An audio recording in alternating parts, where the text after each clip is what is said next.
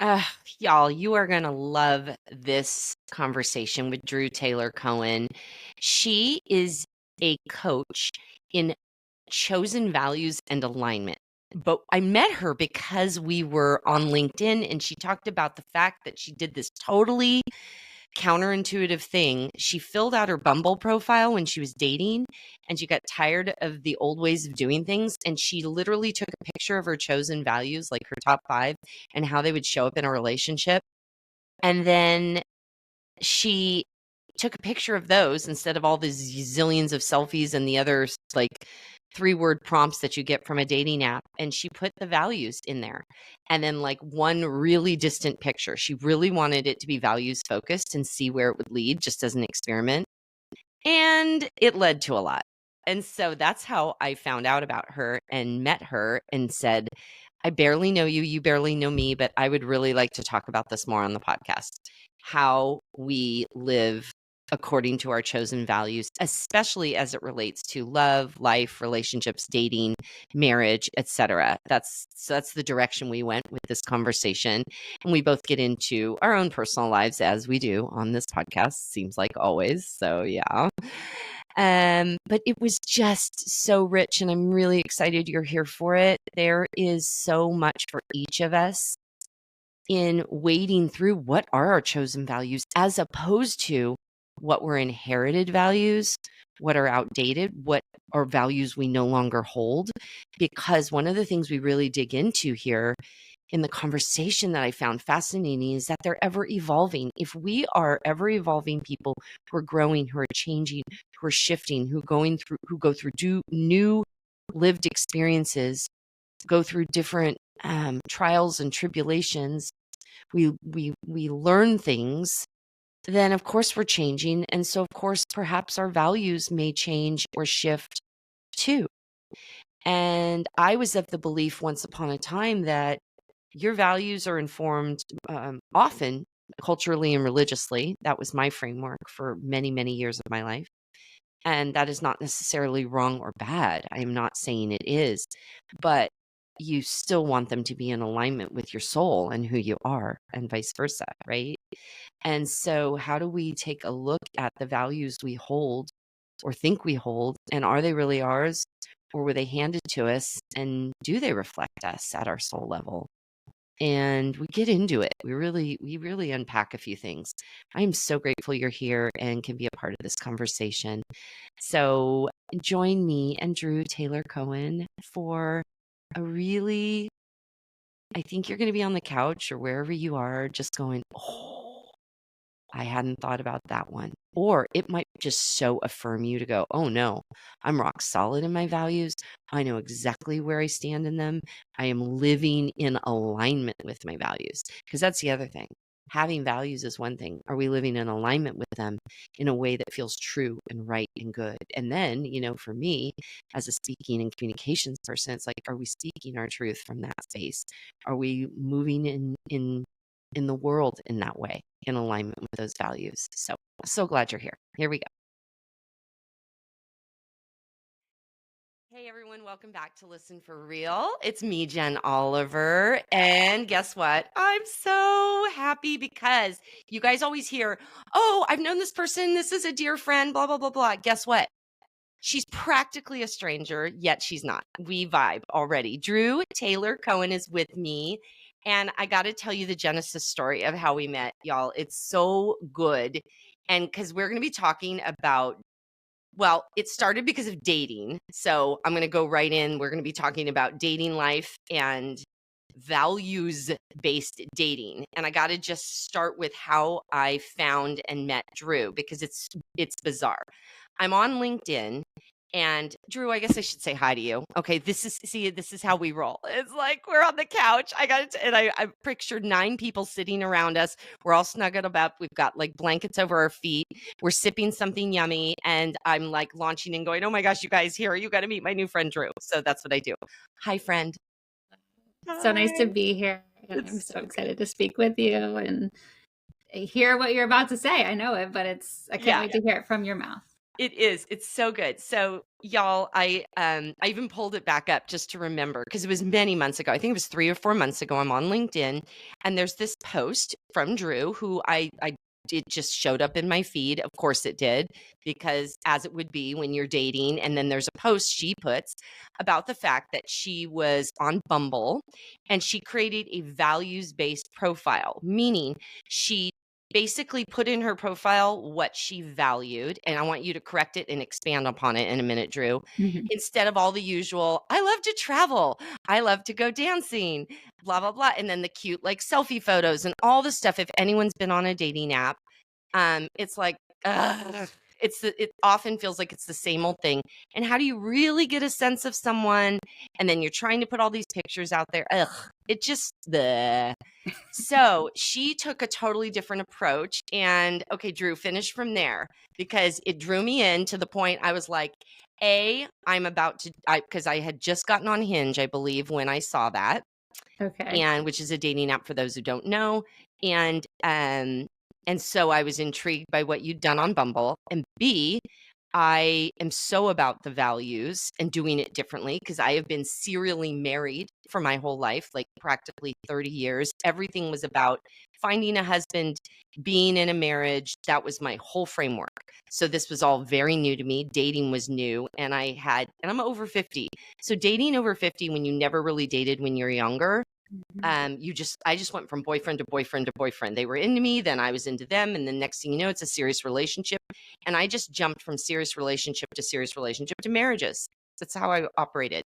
So I'm in a very different place now. We'll talk a lot about it.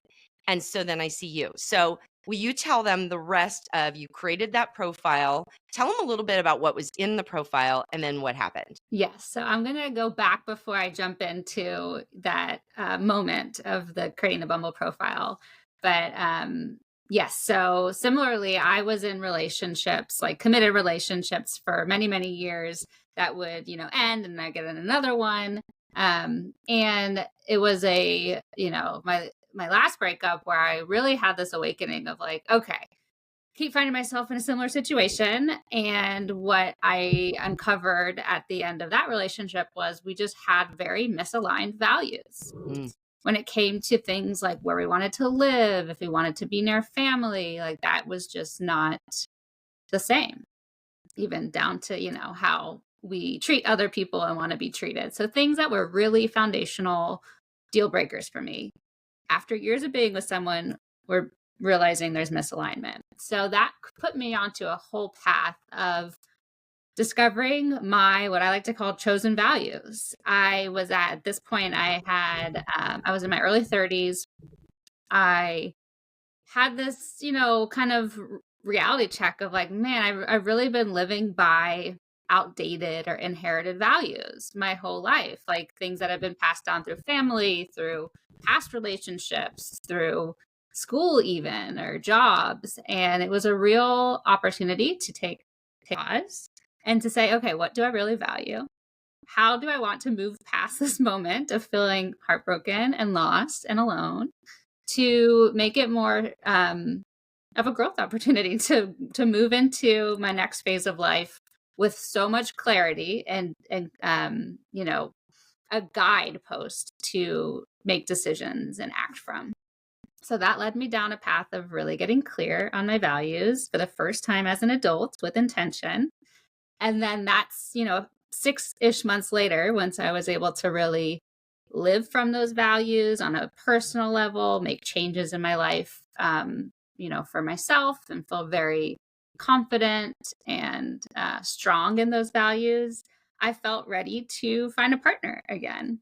And so that's where we arrive at the Bumble profile. I approached it almost like a science experiment, which is kind of like me. Like I'm pretty pragmatic and like that. So it makes some sense. And I created this profile with a screenshots of what my values were, 5 values, and what that would be reflected like in a partner. So how a partner would align to those values. So like a sentence or two for each. And just in like my iPhone notes app, it was just will you give me an example of one of them? What was one of them? yeah, I Specifically. wish I would have pulled it up. My now fiance, spoiler, who I met through this process, has them on his phone, but I couldn't access them quick enough to show. But I love that and he has them on his phone, like, don't blow this. Keep remembering. Stay the course, brother. Stay the course. maybe, probably more so of like, isn't this a fun origin story? But yeah, maybe a little bit of both. Yeah. Yeah. So one of my values is integrity. So the sentence or two I wrote about that was, your friends and family, would call you an honest person, and you act in a way that is consistent and how you feel and believe on the inside, something to that effect. So it was really how I envisioned a partner embodying these shared values, because that's essentially what I was looking for, someone with shared values. And so I posted those screenshots as photos instead of actual photos, because as you might know, a dating app requires photos of yourself. It's also worth noting I hadn't used a dating app except for once, because I was in a long-term relationship before this, before dating apps were quite popular. And I always Yeah. lived in cities and was just very social and met people out and about. And so I got my account was flagged. I didn't put up any photos of myself. So they're She's like, a troublemaker. She's a bot. She's a whatever. yeah, you need a Oh my God, I photo. love it. So I found a photo of me very far away, because the whole point of this was sure, I do believe that there is a physical component to relationships, but I didn't want it to be the driving force. I wanted it to be something that was a part of an overall package that was more clearly articulated on a dating app than just going off of photos and, like you were saying, one word responses to pre-populated questions. And so I added a photo that was hilariously far away and couldn't really tell what I looked like, how tall I was, anything like that.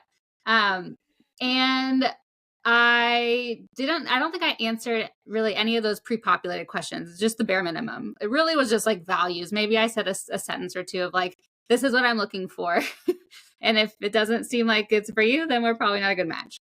And so I did this on a Saturday, kind of forgot about it, went on my life, ran errands, did stuff, and came back a day later and I had a good amount of matches. I want to say over 20 or so matches. Keep in mind, this is Bumble. Yeah. And I wasn't familiar with Bumble, and I didn't realize that the woman is supposed to make first contact. I don't know if they do it like that anymore, but at the time, that's how Bumble worked, that the woman made first contact. So I was kind of annoyed that no one had messaged me, because I got all these matches, but no messages. But again, like a science experiment, I sat down with the matches, looking at the profiles, really trying to make a educated, calculation, or, come to the conclusion that someone would be a good match or not based on their values. Yeah. And one person stood out. And there were things that, alluded to him being open to working on himself and being in therapy, and some vulnerability and honesty on the page. And it seemed like somebody who might have aligned values. Again, I didn't know because I hadn't responded. So right. I kind of, with some sass and attitude, sent to this person a message saying, you know everything about what I'm looking for. I think I said something like, how would your friends and family describe you? Something to that effect. How would your friends and family describe you, and what would they have, what would they have to say about you or something? So I was trying to understand who this person was. And again, didn't understand that they couldn't reach out to me. And so that turned into a full night of messaging that led to texting off the app. And in that first night of messaging, I learned more about this person that I had ever learned on a first date, on a fifth date. There was so much openness and vulnerability of sharing, and on a deep level, understanding. We went into things about childhood and past relationships, and family, dynamics, things that are really important, Yes. that are values, aligned or derived. And we got into it, day one. And long story short, that person ended up being my fiance. We're now engaged and I've been together over 4 years now. I love And it. it really is a totally different relationship than any other relationship I've been in. And I believe it's because it was built on such a strong foundation. We were very clear about our, what I would call like non negotiables, our table Mhm. stakes. Mhm. And that foundation that we built through communication and openness out of the gate has really been so solid for us to build on. Yeah. And I think I alluded to this in that LinkedIn post you're referencing. It's not like all sunshine and rainbows. There's still challenges in Of any course. relationship, Of course. but you can see that the challenges are, you know, not those table stakes or those Yeah. non-negotiables. There's things that Yeah. we can work through. I call them like the logistics. Yeah. And the other pieces we're really solid on, and it's given us such a wonderful, yeah, foundation for our love. It's so interesting. So this morning I have this practice where I often will do morning pages. It's Mhm. Julia Cameron's Artist Way method. Yeah. Okay. Oh my gosh, I love that we have that in common. So this morning I did my morning pages and I have a date tonight and I'm still dating, but very just loosely dating. I'm not looking, actually, I'm different right now. And that I'm not looking for you know, my person, my Mhm. life partner. I know that it's incredibly important that I'm actually on my own and getting to know me, and I'm deliberately dating a bunch of different amazing people to the degree I can Mm. to really learn them, learn me, learn communication and dating because it's a new skill for me. And I find it very revelatory. Like dating and relationships like a mirror. And you really start to learn about yourself and how you show up or what your dysfunction can be or what your needs are or what the way you settle or the way you don't communicate or the way you people please, right? It's like a neon light, which I Mm. find so valuable. But this morning I recognized I even brought it with me because I'm like, oh my gosh, I got to talk to Drew about this. So I recognize that I sometimes take the counterfeit. So, what I mean by that is when I started to think about our talk today, I was like, what do I value? And it's like I value deep connection. Okay, but how does that show up? And then I saw something in my writing and it was like, how have I run for deep connection and tried to expedite it? Like Mm. let's hurry up and make it happen. Instead of it happening organically, let's have sex quickly. Okay, which is Mhm. it can be a counterfeit because then you've got all this hormones going and they are deceptive and you really don't get to always develop deep connection, right? It's a Right. kind of it can be a counterfeit connection. Or let's say we're partying, we're having a great time. I was looking at all my ways I try to create connection with people, whether it's in a dating relationship or even friendship over the years, even as a kid, it would be like, let's up the ante on crazy and fun. And people are like, oh my God, you're such a blast. And I'd be this party girl and like raging. And that to me like meant, look how close we are. Look at the fun we're having. We're bonding. Okay. That was Mm. number one. Number two was I would sometimes offer deep personal things about myself as a means of and bear in mind, I'm out of this podcast, anyone who listens to this, my audience, they're all like my people. They know, oh, she just opens it up and says everything. To a degree, I'm very transparent that way.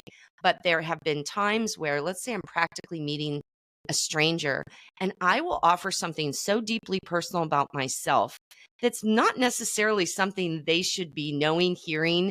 It's like casting something to them that they didn't they're not necessarily worthy of hearing about my deep personal life. Like I'm talking deep stuff. But I realized, oh, it's forced intimacy. I'm trying to force intimacy by giving them something really deeply personal about me because I want to go ahead and create it and I want it quick. I'm like microwave intimacy, right? And so I was just making lists of this and I went, "Oh, honey." And I talk to myself as darling and honey. Kind of like Letters to Love with Liz Gilbert, like if you follow those two. It's Yeah. like I talk to myself, right? And I was like, "Oh, honey, so you've been creating this deeper, meaningful connection and conversation and just that feeling, but you're rushing in and then you're circumventing it. If it's going to be real, you're creating counterfeits, settling for those counterfeits, establishing relationships potentially on counterfeits, and you're forsaking the very thing you crave and want." Mm, Right? So yeah. isn't that just interesting? But if you get back to, so this morning, it was such a gorgeous exercise, and I'm taking it into my date tonight. It's like a fifth date with someone. We have deep connection. Well, no, I can't say that. I don't know that I can say that. Yeah, that's what So, I'm wondering as I hear you talk about this, not to yeah, cut you off, but yeah, how do you know when the connection is real? exactly. I'm not so sure, Drew, I do. Because I have wrapped it in these other packages for so long. Mhm. And so that's an interesting question. And I think that's the question that needs to come up. And I'm going to mention it tonight. Like, let's have this Yeah. conversation. But I'll be honest with you, it's really easy for me to slide back into how much I drink, how intimate we get. Like, I'm, I love how everybody just knows about my life. This is hilarious, but whatever. It, it's tempting. Like, I find myself, it feels very, shifty to me. Like, I don't know. We'll Yeah. find out. But I'm really going to go in with my values and and talk about them and go, tell me about yours. And I did say this morning when he was saying, well, what do you feel like doing? Here's some thoughts. And I said, I really want to know you more deeply and better. I want a place where we can actually have really good conversation, where we can hear each other talk, that we can do that. And if we Mhm. do music, dancing, all the fun stuff after, cool, but I'd really like to start with that. So I Yeah. actually asked for what I really wanted and he was like, Okay. "Absolutely, that's awesome." So far so good. But Yeah. my point in this is I think how many of us really even look at our values? You said the best word. You said, what was it? Handed down or outdated values, right? Or inherited is another way Inherited. to talk about it, yeah. Okay, can you throw out what were some of your inherited or now are past, they no longer are your values, but maybe they were once? Mhm. What were some of yours? Yeah, such a great question. Off the top of my head, one of them that stands out is being dependable. Oh, So say there's a more. really fun Yeah. exercise that I love. I don't think I've even said it yet. I am a values and alignment coach, so I help my clients uncover these values as well. Um, so one exercise I love to recommend, and any listeners try it. It's really interesting and I think rewarding. Is asking your friends and family or anyone close to you who you feel comfortable to tell you 5 things they appreciate about you. They can say it to your face, text you, email, whatever feels comfortable. Um, and you can say it's for, something if you feel weird or just asking them straight up, but you can be like, it's for a class I'm taking or an exercise I'm doing. Or maybe offer it to them and then ask for it back and Great explain that. suggestion. I Yeah. love it. I'm gonna Great do it. suggestion. And that is such a great way to uncover some of these inherited values. When people reflect back to you the things they appreciate about you, I think it's a really wonderful tool to start to see things that may be below the surface for ourselves, but other people are expecting us to show up in these ways or are experiencing us showing up in these ways. Oh, Yeah, so whoa. that's one that came forward through that exercise that I did when I was, for the first time, developing my own chosen values. I like to call them chosen values because it's intentional. Yeah. I'm at a point where I'm saying, here are my values. Um, and dependable came up, and I thought about it. I have a whole framework that I take clients through to really think about, like, is this important to me? this value? Is this a value important to others? Like, is it an energizing value? Is it a draining value? And that one really stood out to me as one that is not important to me. Like, I don't really value being dependable. Um, yeah, it was just something that I think comes from people pleasing. Like, I am a recovering people pleaser. I'm a Same, recovering codependent. same. And so those are traits or characteristics that come from those types of behaviors. Mhm. Um, and they drain me. Like, being dependent is draining if it's abandoning myself in the process, which mostly it is. Oh my gosh. Underscore, underscore. I'm Right. saying that again, you guys. Being dependable is draining if you abandon yourself in the process. Mhm. Yeah. Like, because a lot of us, especially if you're a recovering codependent or an active codependent, you hear being dependable, like that to me is like, oh, such valor. Like, of Mhm. course, that is what we should be. Well, no, not necessarily. Not when we're sacrificing ourselves on the altar of keeping everyone else placated, happy, whatever. Oh my gosh, Right. I love that you're doing this. Keep talking. Oh, Yeah. Yeah. So that's where the choice comes in, right? First, the step is always to have awareness. If you're aware of something you're doing, you're more likely to be able to change it. And then the change was making a conscious effort to not show up as that dependable person. It doesn't mean that I'm going to be forgetful or rude or or any, unreliable. yeah, Yeah. unreliable, but it means that I'm not going to, like we were saying, abandon myself for other people.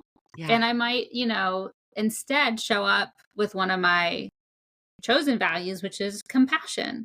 Like, I'm going to show up compassionately. And that's Yeah. really rooted in, helping others alleviate suffering. And so I'm going to come with that as a value, but being dependable just for the sake of being someone that family and friends can always rely on didn't really resonate with me anymore. Yeah. Yeah. You know what you just reminded me of? There's something I say in coaching my clients. So I'm, a speaker and communications coach. I love in fact that you're a values and alignment coach because that I've never heard of that. There's a lot of types of coaches out there, life coaches of every stripe and brand, right? But at its core, and I love what I do, and I think it's damn important. Like communication's the hinge everything swings on, good or Yeah. bad. But let me just say, I can't think of a more important coach than what you are and what Hmm. you do. Because that's at the core of everything else. Like everything else is going to be gravy if you get that one right.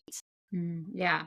Thank you. I completely agree. And it has been one of the most transformative practices of my adult life is getting Yeah. clear on my values, which is what led me to coaching. I changed so much about my life from Yeah. my relationships, both romantic and otherwise, where I lived, my job, where people who had known me for years would ask me like, your life is so fantastic. Like all these beautiful, changes have occurred. What are you doing differently? And like Yep. organically, I was like, my values, like Yep. they're driving me. They're my compass. And Ex- almost everyone I talked to, there were a couple who didn't respond this way, but almost everyone was like, what are my values? So it's a part of life that we just assume that we have figured out. I think that's where that inherited values come from. But Yeah. as adults, we change a lot. And if we don't pause to understand what's driving us, then we might get lost in codependency or people pleasing or perfectionism or, all those other, potential hiccups in life that get us off of our path and purpose. And yeah, values really are such a great tool. And the thing that I like about values is they evolve with us. Like Yes. mine have changed several times since Oh, this moment in time where I, reevaluated what they were because I've changed. I've same. grown in different ways. And that's okay. That's the thing is I think we often are trained to believe that you adopt these values and then you hold true to them come hell or high water. Like that's a value. The Right. value is that you are loyal to those values and you would never forsake them. Right. And that comes from all kinds of systems, right? from religious and faith practices to That's right. political. I mean, you name it, right? Mhm. It's very identity based in a lot of ways too. Yeah. But what strikes me is when you said people's reaction to you earlier, and I was thinking about, I was starting to say, you led me to think about when I was coaching my speakers. I always say I am about impact over impressive. And Mm. you just reminded me of that because that's you. So when people started to see you and you started to show these values and they're like, oh my gosh, Drew, your life is fantastic and all these things, it's not because it's impressive, because those can be values and Sure. those can show up in people's profiles and in people's lives, right? It's the impressive, the shiny, or it's, oh, there's depth, there's impact. And I fully pull impact off you. I mean, just big time. So I think it's so beautiful that also that's what your friends, family, community around you as you started to make this shift felt come from you. It strikes me you were probably very much of impact prior to that, but it was magnified and became even more powerful because it got distilled down to like the essential. I Yeah. love that. Thank you. Yeah, I really appreciate that reflection. It was the type of thing where it was nice to have those conversations with friends and family and have that shared back to me, because when you're in it, it can feel just very, every day and doing things. Yeah, things are improving, but it's incremental, right? It's Yeah. happening every day. So yeah, it's very affirming to get that reflected back at you. And you're totally right. Like, I was doing it because of my, purpose, my values, to live those, not to create a life that looked good. That never valued that Right. type of thing. So this begs a question, and I would love to, because this is something I wrestle with, and I imagine your clients do too. How can we, especially if our values have shifted and morphed, Mhm. how do we hold true to the new values we discover as we shed old ones Mhm. and still honor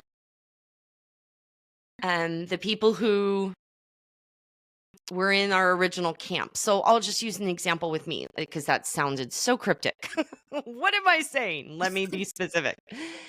So for me, if I for spent, everyone knows it's in my premise in this podcast, I spent 20 plus years of adult life as an evangelical Christian. I held very specific values as a Christian. This is casting no shade on any faith practice. This is simply my lived experience. My values were absolutely formed, and in fact, here we went, right? Now, my viewpoint, so let's use marriage as one example. In that framework, and even prior to becoming a Christian, I was culturally also programmed to believe that the holy grail of all relationships is that marriage of majority. You find your one person, Mm. you spend your life till death do you part in a covenant ordained by God, all the things, right?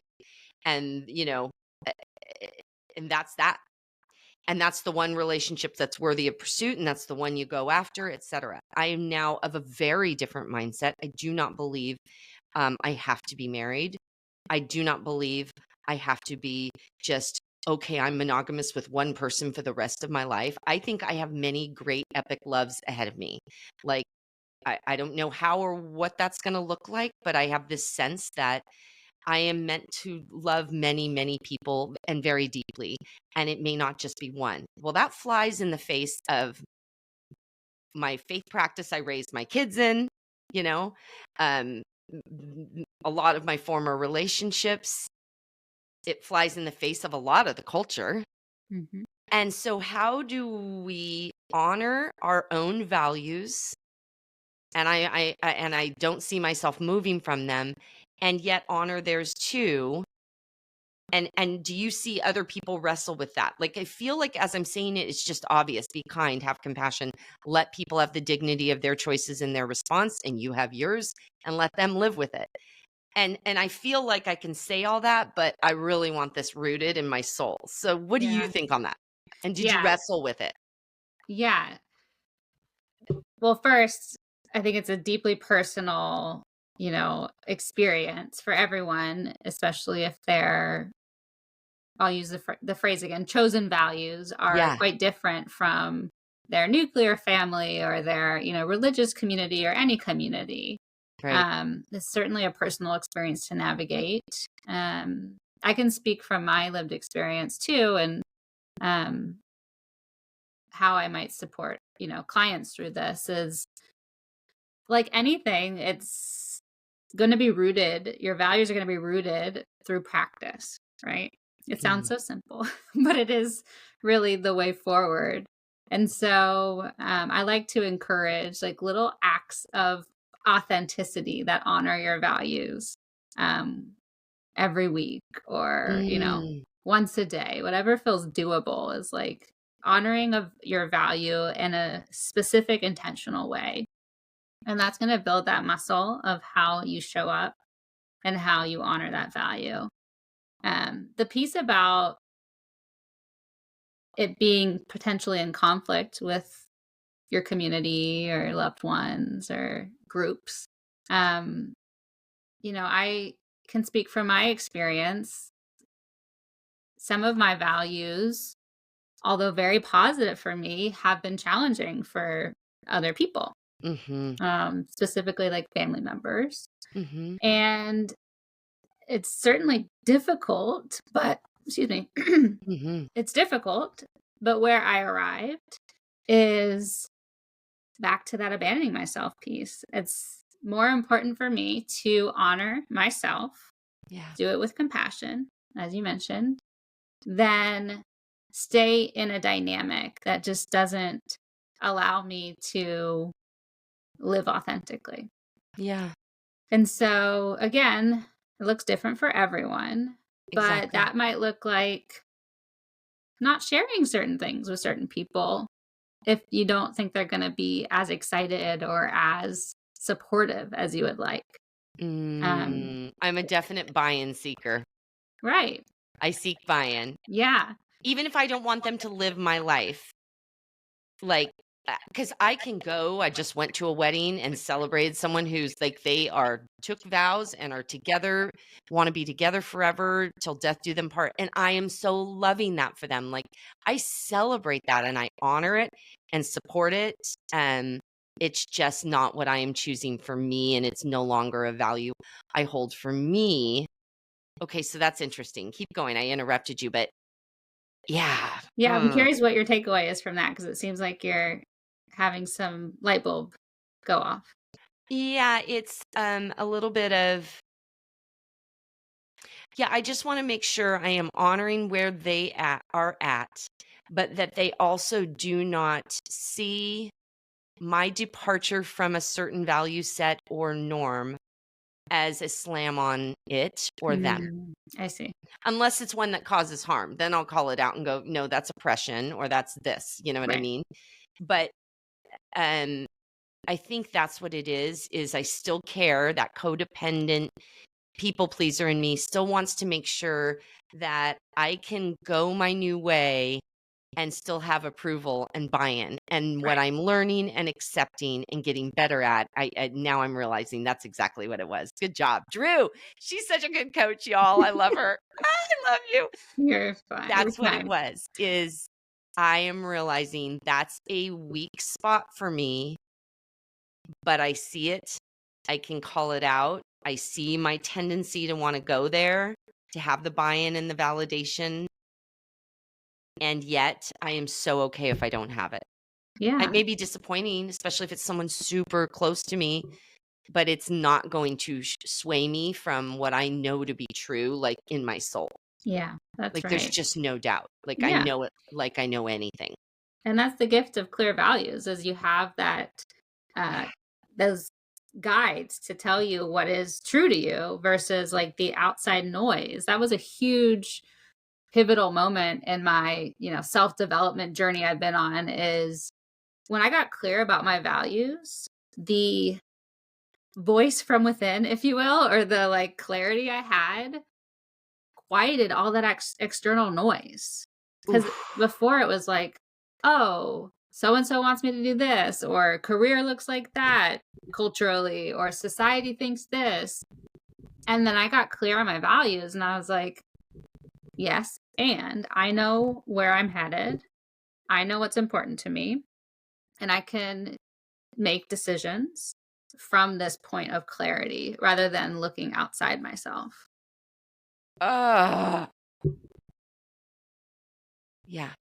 I mean, that's it. So then how do we recognize then, okay, clarity, opposite of clarity is murky. Mhm. Is it I think we can convince ourselves though of a lot. Our Mhm. brains are amazing, right? Is there a way to call out the murky and kind of see it for what it is, like to gain that clarity? Are you following my question? The murky being what? The values that you don't really hold or believe, and in fact, they could crumble right underneath you if you really took the time to think about it. Yeah, I'm following you. Yeah. Yeah. So I think of the murky as like the reprogramming, right? It's when I try to dip back into an old behavior or an old pattern, that's Hmm. where the murkiness starts to show up for me. Is Oh, yeah, where I'm like, I'm a version of myself now who is values driven and knows who I am. But sometimes I get myself in situations, which is normal, where I might dip back into a past version who was very, focused on people pleasing and being codependent and perfectionism and all those things. yeah. And so, again, this is another thing that unfortunately is just practice. You have to be aware. And it goes back to finding yourself in a moment saying, oh, look at me. I'm doing that thing. There's that awareness. I'm doing that Yep. thing that feels kind of icky, weird, unfamiliar, which is good, I guess, because it used to feel super familiar to be in these situations. Um, and finding center again, coming back to yourself and being like, okay, if I act from my set of values, what do I do next? How do I Hmm. react to the situation? What's important to me? What am I going to do to find my way back to center? Hmm. Um, yeah, so that's what's coming up when I hear you say that question. There's things like the buy-in piece is so interesting because I used to do that a lot and I still do it sometimes, but I, you know, do it a lot less now that we're talking about it. I'm like, oh, I do that a lot less, but it does, the murkiness comes up for me in that scenario specifically. Like when I allow others input to cloud Yeah. my own, that is a big moment of like having to find my center again, because that codependent in me is like, this person has this expectation and I'm not Hmm. meeting it. That's right. And then I slow down and I think, but what's my expectation? Is it the same? And often it's not the same. Often I have my own unique outlook on it because I have all the details. The outside party has the surface level, right? They know what's going on from afar, but I'm in it. Yeah. If they're commenting on something in my life, I'm in Yeah. it. I know all the details. And so that's a really prime opportunity to center yourself on your values and think about, is that an important place to act from or no? Like, am I solid in my footing? And you don't have to be, dismissive or rude or cut those people out of Right. your life. Right. It can be as simple as like, thanks so much for caring about me, but I got it taken care of, Yeah. I got it. And, the people who want mutual caring relationships are going to accept that and be totally okay with that. There might be Yeah. some people who aren't, but that could Yep. be some good indicator of maybe they're not a Right. values aligned person now that you have this clarity about yourself. And that, happens. Yeah.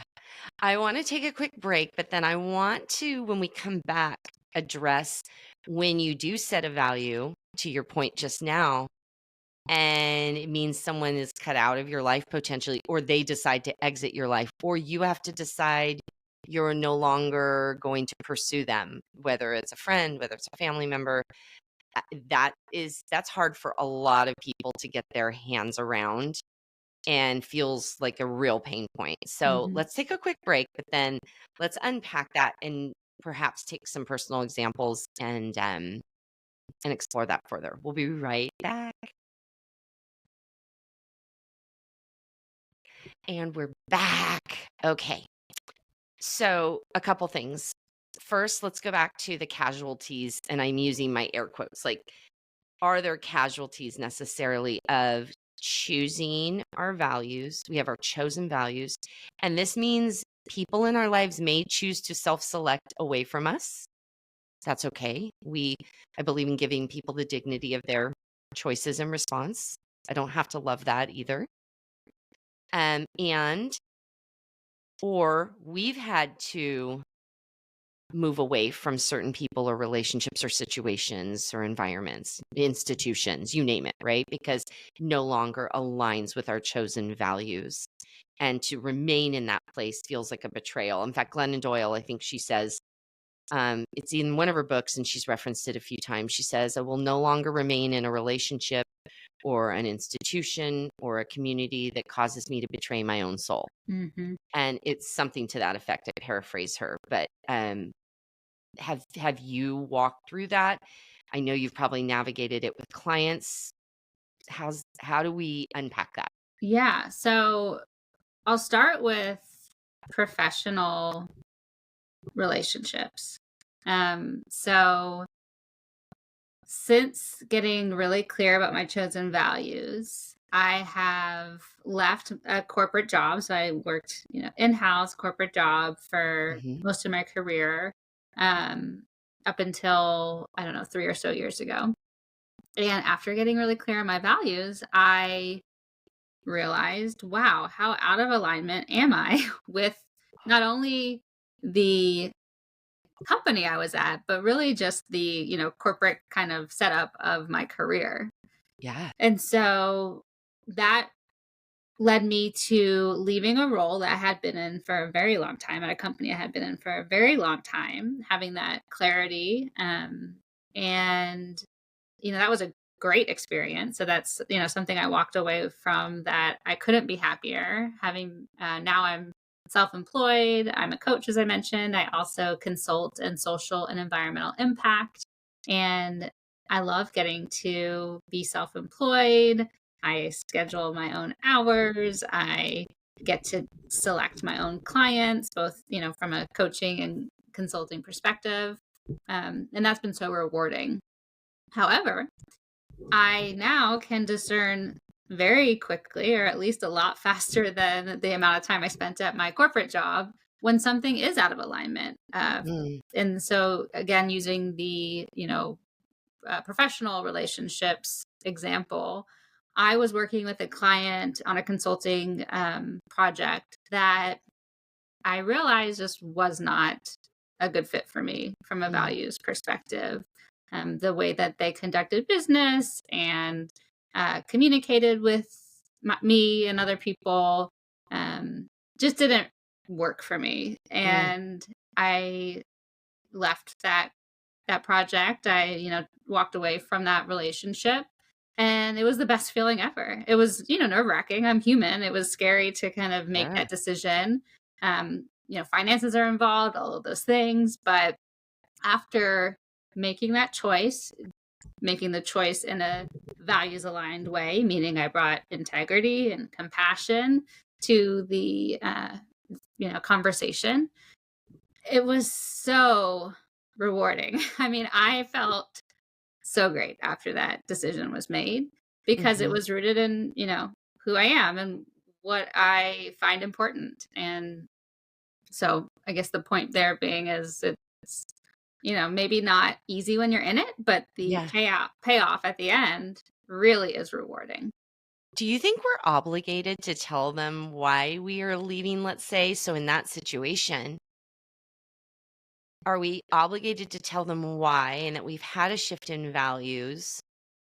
Or are we only obligated if that's a chosen value we have? I would say the latter. Okay. Again, everything's so personal. Yeah, and it is. people, Which I love that. That's why it's so important that it is so personal and it's not just completely unilateral and everybody's supposed to be in lockstep with these things. Yes, there's yeah, some that should be unilateral and lockstep, like decency and kindness to people, right. etc., but and Yeah. doing no harm. But yeah, okay, interesting. Yeah. So for me, with the values of compassion and integrity, resigning in a way, both in my corporate job and in this consulting partnership, was important to me because I want to speak truthfully. I want to make it clear where I'm coming from. And yeah, it was just an important part of it. Do I think it's necessary for everyone?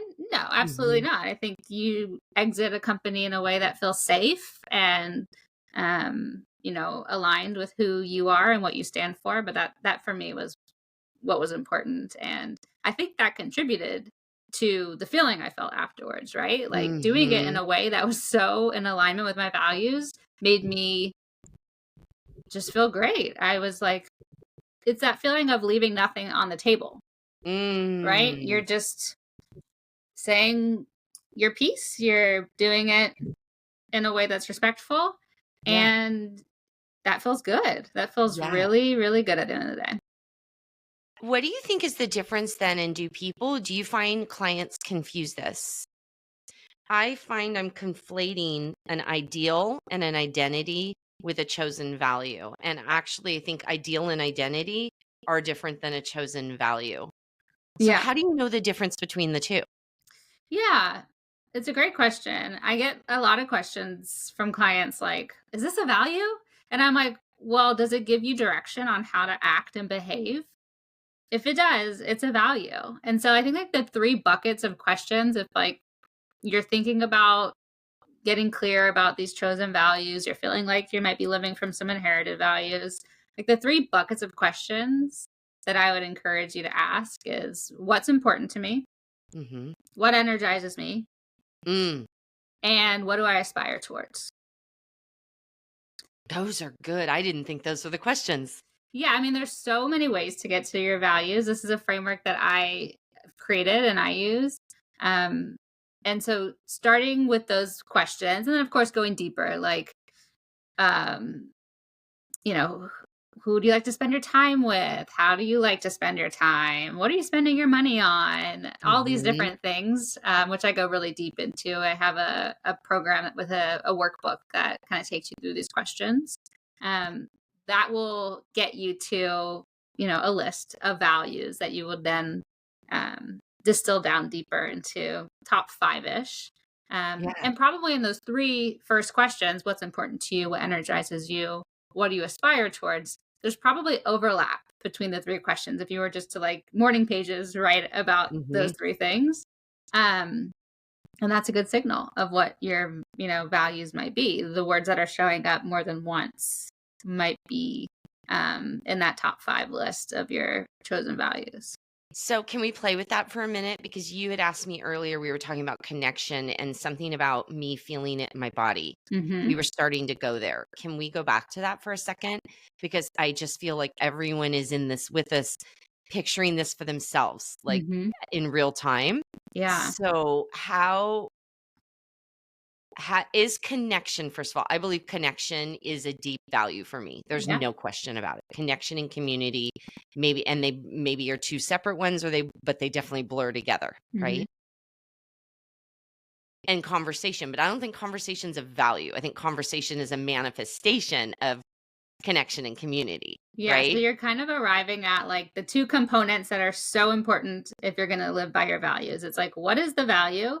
And then Okay. how do you specifically and uniquely define that value? So, what does that value mean to you? So, that would be a step that I would take a client through. Is like, okay, we have your values. Now, what does it mean to you? These are not Googleable definitions, these are Uh-huh. to you. What does that mean? And so I would imagine conversation as a part of your definition if you were to sit down and write one or say one out loud. But what you're getting at is like, that, or you feel strongly that connection slash Mhm. community is a value of yours. And Mhm. so getting to the definition, I might ask you, we were talking about like, what does real connection feel like in Yeah. this relationship or this date you're going on tonight. Yeah. Um, and you're like, I don't know. And I would ask, what relationships do you have where you know that feeling of real connection? Oh, yeah. There's a And couple best friends. Easy, done. yeah, so what does that feel like? Like if you were to write it down or speak it out loud, like what does that real connection with a best friend feel like? Light, easy, natural. Um, like I'm just me. There's laughter, there's ease. Even if it's serious, like there's ease. Mhm. Ease keeps coming back. Yeah. That's the word that keeps coming back to me. And a lightness, it's not a burden, even if we're dealing with heavy things. Mhm. It sounds like there's like almost a a explicit partnership or maybe implicit partnership in this where it's like you're not the one carrying the conversation. It's Right. two-way. There's yeah. Ooh, I didn't think of that too. Gosh, that was good. Yeah, I didn't think about that, but that I can't stand when I have to carry a conversation. Yeah. That feels so burdensome Mhm. and heavy. Yeah. Yeah, so as a next Oh, step, I mean, I encourage a lot of time to sit and think about it. I wouldn't yeah. normally move on to the step so quickly, but as a next step, how can you capture that in a couple sentences so that you know when you're living through or from that value? So this kind of goes back to where we started in the Bumble profile, where I Yeah. thought about this definition and then how it Yeah. would manifest or show up in a romantic partnership. So maybe that's something you want to do before your date tonight is think about what that might look like. So you can Yeah. say, oh, look, I'm getting that real connection, or I'm not getting that real connection. And then you can make some choices from there. Oh my gosh. That's so interesting because so like let's use the Bumble profile. So if I say connection and here's how this looks if we're on a date, if I have to carry the conversation, like it's a non-starter. Like we're probably just gonna bid each other adieu. Hmm. Yeah. And that's cool. That's totally cool. Yeah. And what might be the positive? Like I am what? sweating. Like I feel myself sweating. Is, So we're hitting on something okay, because cool. It's like, I is don't that a good thing? usually feel this way. Like, oh my God. So you've identified what it won't look like. What might it look like? It feels effortless. It's just this back and forth exchange. It like one thought, one sentence begets another. It feels warm. It feels eye contacty. It feels inviting. It feels like you can't get enough of the conversation. Yeah. Like it's so Conversations. satisfying. It's nourishing. Yeah. And I can see that conversation piece being important. So, Oh yeah, it's everything for me. connection through conversation. Because some people might feel like connection is like, I've heard, I don't know where, but somewhere I heard once that like the most intimate thing you can do with someone is sit quietly on your phone, which I mean, I'm sure is a joke. But you know what I'm saying? Like, that's not what you're looking for. And so, No. yeah. Right. Interesting. Yeah, or the most intimate, I've heard people say like the most intimate thing is sit and just stare in each other's eyes. Yeah. Okay, I don't think so. You Not don't for want that. me. There needs Yeah. to be some conversation too. Yeah. Words carry weight for me. For others, it would be staring into eyes and there being silence and Hmm. dropping into deep stillness. That's beautiful. I think that's probably of shared value for some people and couples. Yeah. Oh my gosh. Okay, we could talk for 12 hours, Drew. Okay, I I'm felt the just same. saying. You guys, there's so much here. And okay, here's what I'm going to tell you I'm going to do. Drew Taylor Cohen, listen, I am going to create my new profile. I'm going to tell you about it after I get it done. I'm going to report back to you because we're now friends. Like you're stuck with me. We're friends now. I'm delighted. And I'm fully going to tell you how tonight's date went. You all in the pod audience. Oh, that was a total Glennon Doyle moment. Isn't she call her group the Pod Squad? I think so. From her podcast. It's okay. We can overlap. We're all community here. Yes. And okay, y'all, I may not be reporting too much of this back to you all, but we'll leave it as a cliffhanger. I'm sure this is going to come up. Everything comes up on my future episodes, even if it's a totally different guest for a totally different reason. I'll keep you guys posted because why wouldn't I? But I am so grateful for you because really, like, my purpose of this podcast is blowing up my echo chamber, right? Kind of taking my little myopic viewpoints and expanding them and broadening the perspective. And you have totally done that for me in such a gorgeous way. I'm so grateful for it. My perspective is just, yeah, I was totally here. And now it's like a vista just opened up. And I'm so grateful for that. And I know I speak for people listening too, that, they're all on the couch with us. That's how we roll here.